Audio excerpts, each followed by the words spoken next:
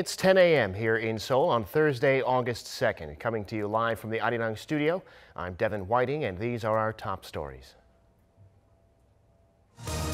Korea's deadly heat wave continues unabated. Yesterday saw the highest temperature ever recorded in the country, and today it could be even hotter.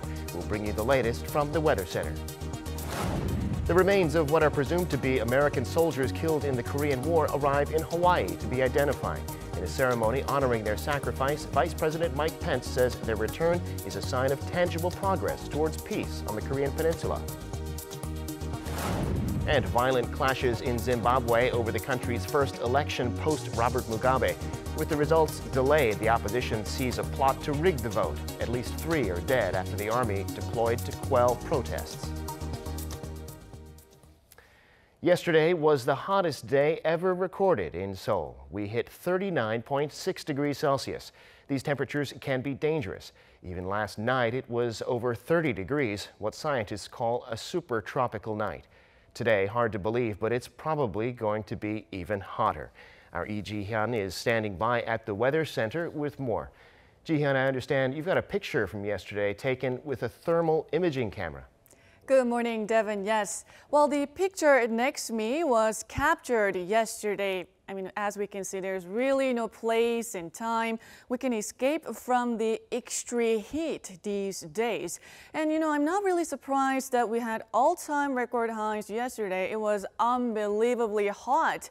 And it's very likely today's highs will be in top 3 highest recorded in Seoul since 1907. Meanwhile, neighboring countries will also have a blistering heat, with Tokyo and Beijing forecast to hit 36 degrees Celsius today. And yesterday's heat lingered through the night, leading to a super tropical night here in the capital, where the temperatures didn't drop below 30 degrees. And this afternoon, we could see highs soaring to 39 degrees Celsius, possibly leading to another super tropical night here in the capital. And Chuncheon will also get up to 39 degrees. Even Busan will top out at 35 degrees Celsius. Be sure to drink plenty of water and take it easy. The heat can be really dangerous. That's all for me at this hour. Back to you, Devin. All right, thank you, Ji-hyun. Meanwhile, the Prime Minister has ordered officials to come up with effective countermeasures to the extreme heat, which has led to at least 24 deaths, more than 24, in fact. Lee-nak-yon says he wants to better protect workers vulnerable to the heat and minimize the public burden, including sky-high power bills, which are the result of prolonged usage of fans and air conditioning. Kim-wha has the details. Prime Minister Lee-nak-yon has called on government agencies to find ways to cope better with the prolonged heat wave. The Prime Minister's office said Wednesday that Lee asked for the nation's agriculture, labor, and transport ministries to make it so workers at government construction and engineering projects can take a break during the early afternoon hours or do their work at times when it's less hot. He even said they should consider delaying some projects. Lee recommended that private businesses also look into such measures and stressed the need for workers to be aware of their health and take safety precautions to prevent heat stroke. He also visited a post office later in the day to encourage and acknowledge the hard work of postal delivery workers. Those people exposed the most to the heat include our postal workers. I came here to express my gratitude for their hard work. I also want to ask for the public's understanding if their parcels and mail arrive later than usual, because what's more important is the health of these workers. In a similar vein, on Tuesday, Prime Minister Lee pointed out the public concern of hefty energy bills caused by the constant running of fans and air conditioners. He urged the government to find ways to provide some temporary relief from those power bills and to stabilize electricity supplies this week when power demand will most likely surge at the end of vacation season. Kim-wha, Arirang News. In other news, the remains of American soldiers handed over last week by North Korea have arrived in Hawaii to be identified through DNA testing. Now, before they were sent off from Busan Air Base in South Korea, UN Command held a ceremony to commemorate their return. Park Ji-won reports. A solemn ceremony was held at Busan U.S. Air Base Wednesday evening, commemorating the return of 55 sets of remains believed to be American troops killed during the Korean War. About 500 key military officials from Seoul and Washington attended the ceremony, including South Korea's Defense Chief Song Yang-moo, UNC Commander General Vincent Brooks, and U.S. Ambassador to South Korea Harry Harris. In his speech, General Brooks said it is a cherished duty to send those who went missing in action during the war back to their families and countries. Encouraged by recent cooperation with North Korea on this humanitarian effort that enabled the transfer of 55 sets of remains on the 27th of July, last Friday, we have gathered as the successors of United Nations Command in the Republic of Korea and as the beneficiaries of the noble sacrifices of those who for a short while longer will remain nameless, yet in our presence, to render our final salutes to them. 55 caskets draped in the UN flag were loaded onto two U.S. Air Force C-17 aircraft, which took off Wednesday evening Korea time, heading to Hawaii for DNA identification. The remains had already been given a preliminary forensic review at Busan Air Base. According to the United Nations Command, North Korea has recovered and sent an estimated 629 sets of U.S. war remains to the U.S. since 1990.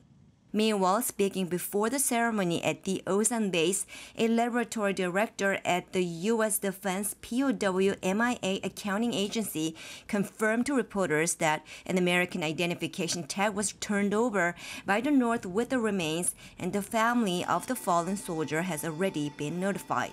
The agency official said the ID tag will be returned to the family in the upcoming weeks. Park Ji-won, Arirang News. And the remains of those dozens of soldiers presumed to be Americans who died in the Korean War arrived in Pearl Harbor, Hawaii on Wednesday. Vice President Mike Pence spoke at a ceremony to honor their return, saying it's a sign of tangible progress towards peace on the Korean Peninsula. The U.S. military believes that most of those remains are Americans, but they could also be those of troops from other countries that fought in the war. Now, U.S. forensic experts will start work to identify the remains before returning them to their families, but the identification process could take anywhere from days to decades. North Korea returned 55 caskets containing the remains last Friday, as Kim Jong-un promised President Trump he would do at their June 12th summit. America's defense budget for next year has been sent to President Trump to be signed. It passed the Senate easily with bipartisan support. The bill makes it official policy that American troops cannot be withdrawn from South Korea in significant numbers as part of any bargain with North Korea. It also says the U.S. seeks the North's complete, verifiable, and irreversible denuclearization. Kim Hyo-sun reports. The U.S. Senate passed a $716 billion defense bill on Wednesday with 87 votes in favor and 10 against. The National Defense Authorization Act, which passed the U.S. House of Representatives last week, will now be sent to the White House for President Trump's expected signature. The bill sets the complete, verifiable, and irreversible denuclearization of North Korea as a major goal of Washington's diplomacy, noting that the North's nuclear program poses a grave threat to not only the U.S., but also the Indo-Pacific region. It also prohibits the use of the defense budget to reduce the number of U.S. troops stationed in South Korea to under 22,000, unless the defense secretary can show that such a move does not significantly undermine the security of Washington's allies in the region, and it has been fully consulted with its allies, including Seoul and Tokyo. The bill includes tough measures on China, including a ban on Beijing's participation in the Rim of the Pacific naval exercises until it stops militarizing islands in the South China Sea. The biannual joint drill is a large naval exercise that involves 26 nations to showcase their military cooperation. The legislation also requires a Committee on Foreign Investment in the U.S. to review whether Beijing's investment in the U.S. threatens national security while intensifying export controls on U.S. technology. Kim Hyo-sun, Arirang News. Pictures from U.S. spy satellites in recent days reportedly show that North Korea is still building ICBMs. State Department spokesperson Heather Nauert declined to comment Wednesday on the photos, but said the U.S. still expects Kim Jong-un to stick to the commitment he made to denuclearize. U.S. intelligence officials tell the Washington Post and other outlets that the satellite images show vehicles coming in and out of a facility near Sanumdong, near Pyongyang. That's the same facility that produced the regime's first ICBM capable of reaching the U.S. mainland.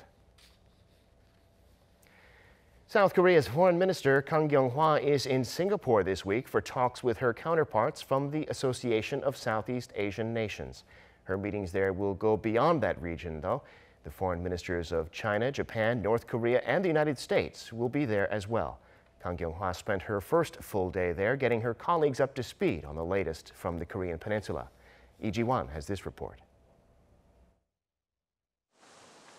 A day after her arrival in Singapore, South Korea's Foreign Minister Kyung-wha met Wednesday with her counterparts from Vietnam, Malaysia, Laos, and 3 other ASEAN member states on the sidelines of the 51st ASEAN Foreign Ministers meeting. Part of the agenda was, of course, the latest developments on the Korean peninsula. As regional neighbors, the Southeast Asian nations were keen to know how the situation is unfolding and show their support for the recent efforts for peace in the region. This is not going to be easy. This is a change of historical direction on the Korean Peninsula. But there is the commitment of the top leaders to this, and we are very much committed to making sure that we deliver on a non-nuclear Korean Peninsula that is wholly at peace, and we'll certainly count on your continued support. Wednesday's bilateral talks also sought to further deepen ties between the Southeast Asia and Seoul. Highlighting peace, prosperity, and people, the core aspects of the Moon administration's new southern policy, Minister Kang said South Korea and its partners in the region have been making rapid progress, and her counterparts agreed to further expand that cooperation. Other timely topics were also brought up. In her sit-down with Foreign Minister Salimsai Komasit of Laos, Minister Kang expressed deep condolences for the victims of the recent dam collapse, which left many dead and thousands displaced. Foreign Minister Komasit thanked Minister Kang for the aid and the medical team South Korea sent. Minister Kang's bilateral meetings will likely continue on Thursday, one with her Japanese counterpart Taro Kono in the afternoon, and possibly with China as well. But details about talks with Seoul's key partners have not yet been revealed. The U.S. Department of State announced that Secretary Mike Pompeo will be in Singapore from August 3rd after he visits Malaysia. North Korea's advance team is believed to have touched down in the city-state on Wednesday, and Foreign Minister Lee Yong-ho is expected to arrive early Friday morning. But the diplomats from Pyongyang and Washington are only expected to stay in Singapore for about 2 days, so whether or not there'll be a two-way or three-way talk between them and Minister Kang remains to be seen. Lee Ji-won, Arirang News, Singapore.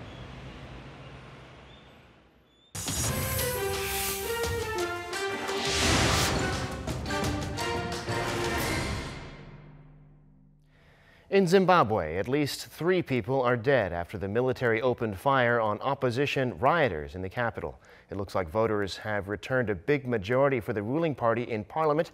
No result yet in the presidential race, but the opposition says the vote was rigged. For more on this and other stories from around the world, we turn to our Oh Soo-young at the News Center. Soo-young, it would appear that hopes for a peaceful election in Zimbabwe have been dashed. Yes, the seemingly peaceful election proved to be the calm before the storm. 3 people were killed on Wednesday as opposition protesters and security forces clashed over the results of the recent parliamentary election. The country's election commission said the ruling ZANU-PF party, headed by incumbent President Emmerson Mnangagwa, had won 2/3 of the seat in parliament, and this gave rise to fears that the votes had been rigged in favour of the ruling party, which has been in power since 1980 under the rule of former leader Robert Mugabe. As opposition supporters took to the streets of Harare, gunshots could be heard, and the police and army reportedly used tear gas and a water cannon to break up the protest. Several protesters also appeared to have been beaten up.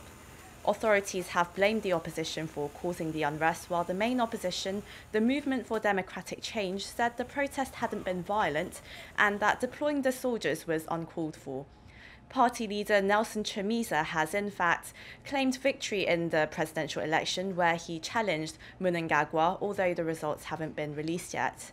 And there could be more unrest to come once the Electoral Commission declares the winning candidate sometime in the next few days. Hundreds have taken to the streets of Copenhagen to protest the ban on wearing face-covering garments in public. Around 1,300 people, mostly women, sported masks, niqabs and full-body burqas as they marched, despite the various penalties, including an $120 fine for first-time offenders or up to 6 months in jail for repeated offences.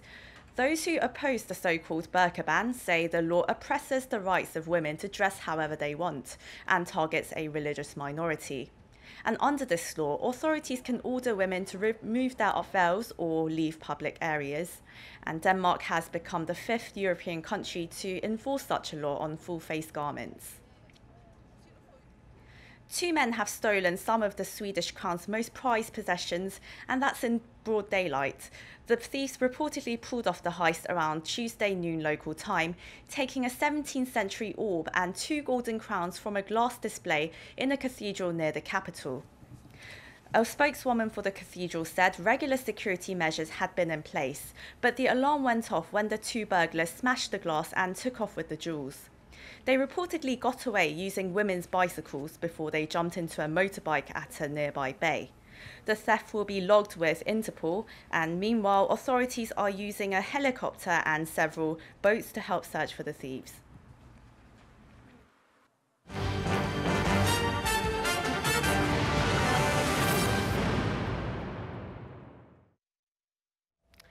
The U.S. Federal Reserve has been in tightening mode since last year, but this month it's decided to keep its benchmark interest rate unchanged. It's also upgraded its view of the U.S. economy to strong. Lee Sung-jae reports. After a 2-day meeting of the Federal Open Market Committee, the U.S. Federal Reserve held its benchmark interest rate unchanged on Wednesday, reaffirming its plans to continue raising borrowing costs at a gradual pace. The Fed, as widely expected for weeks, voted unanimously to keep the rate at a target range of between 1.75% and 2%. In a written statement after their 2-day meeting, the Fed said the interest rate was left unchanged due to the economic activity growing at a strong rate. An advanced estimate of gross domestic product for the second quarter released last Friday showed that the economy is growing at an annual rate of 4.1%, the fastest rate in nearly 4 years. Back in June, the Fed raised its target rate by 0.25 percentage points, the second such hike this year and the 5th since March 2017. The Fed policymakers also forecast 2 more hikes this year, and investors are expecting the next hike to happen after the Fed's next meeting in September. According to Bloomberg, there's a 92% probability that it will raise the Fed funds rate to a range of 2% to 2.25%. All signs point to continued small increases in the Federal Reserve's still historically low short-term interest rate. This comes as policymakers reiterated on Wednesday that further gradual increases in the rate would be consistent with sustaining economic growth while keeping the labor market strong and inflation near the central bank's 2% annual target. Lee Sung-jae, Arirang News. And now the latest on the ongoing trade spat between the world's 2 biggest economies. The Trump administration says it's considering putting tariffs on up to $200 billion in Chinese goods. U.S. Trade Representative Robert Lighthizer said in a statement released on Thursday that the tariff rate would be raised from 20 to 25% from the current 10%. The statement says the increase is to provide the U.S. with additional options to encourage China to change what it called harmful policies. It's believed the move is a response to China's repeated refusal to address U.S. complaints of unfair trading practices, particularly in technology transfer. Last week, China blocked a $44 billion acquisition by the U.S. telecommunications giant Qualcomm of Dutch semiconductor manufacturer NXP over antitrust concerns. For the first time, Samsung Electronics has surpassed Apple in terms of profitability. Apple's earnings report for the second quarter of $53.3 billion in sales and $12.6 billion in operating profits. That's a ratio of 23.7%. But the Korean tech giant in the second quarter posted a margin of 25.4%. Samsung was already creeping up on Apple in the first quarter, behind by just 0.2%. Samsung's profits in the second quarter were driven more by its chip business than smartphones. It posted sales of $52 billion and profits of $13.3 billion. For almost a month now, a South Korean man along with 3 co-workers from the Philippines have been held captive by an unknown armed group in Libya. In a video posted online yesterday, the men are asking to be saved. Reports say South Korea thinks the video is a sign the men's captors want to negotiate. Park Hee-jun reports. A South Korean citizen has been held captive for almost a month by an unidentified group in Libya. Seoul's Ministry of Foreign Affairs revealed Wednesday that 1 South Korean and 3 Filipinos who were working on a water supply project in western Libya were raided and abducted by an unidentified armed group on July 6th. The abduction was reported by the authority overseeing the project. A video clip appearing to show the 4 men was posted on Facebook Wednesday morning by 218 News, a major Libyan television channel.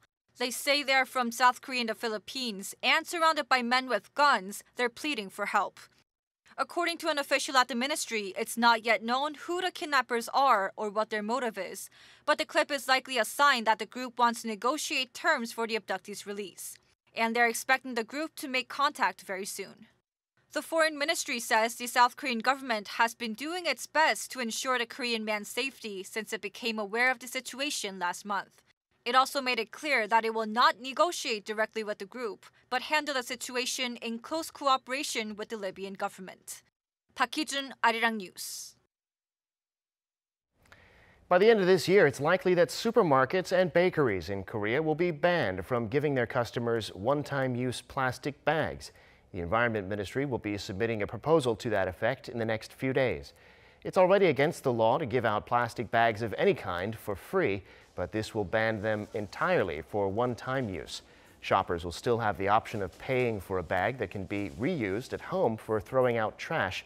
Otherwise, they can pack their groceries in the store's empty cardboard boxes or take a paper bag. The Moon administration has stepped up its campaign against plastic waste since China stopped importing other countries' plastic to be recycled. It's vacation season and the extreme heat has people flocking to the nation's beaches. Down in Busan right now, there's something special going on at the seaside, a festival at 5 of the city's beaches. There'll be concerts and all kinds of activities over the course of 5 days. Filming with his smartphone, our Kyung-wha was at the festival's opening day. First launched in 1996 to promote the port city of Busan, this year's Busan Sea Festival kicked off on Wednesday night at Haeundae Beach. August has just begun and the heat waves do not appear to be going anywhere soon, but people here are having a great time and seem to have forgotten about the extreme temperatures. For the opening event, several Korean artists took the stage and water cannons and pool parties helped keep the festival goers cool. This beach is great, the festival is great, I'm enjoying it, I feel like I'm home. Yeah, this is my first day here in South Korea and I'm enjoying it. Taking place on Haeundae, Gwangalli, Songdo, Dadaepo and Songjang beaches, this year's Busan Sea Festival has plenty of hands-on programs, such as a night run, a dance party, and a water carnival that anyone can take part in. There's also a jazz concert, a DJ contest, and special performances by Korean singers. I think it's fantastic. I've been here for 4 weeks now coming down to the beach. It's just wonderful the way it's all organised and yeah, it's great. I'm having a great time. The festival runs until August 5th, so there's still plenty of time left to visit Busan and make the most of this hot summer. Kyung-wha, Arirang News, Busan.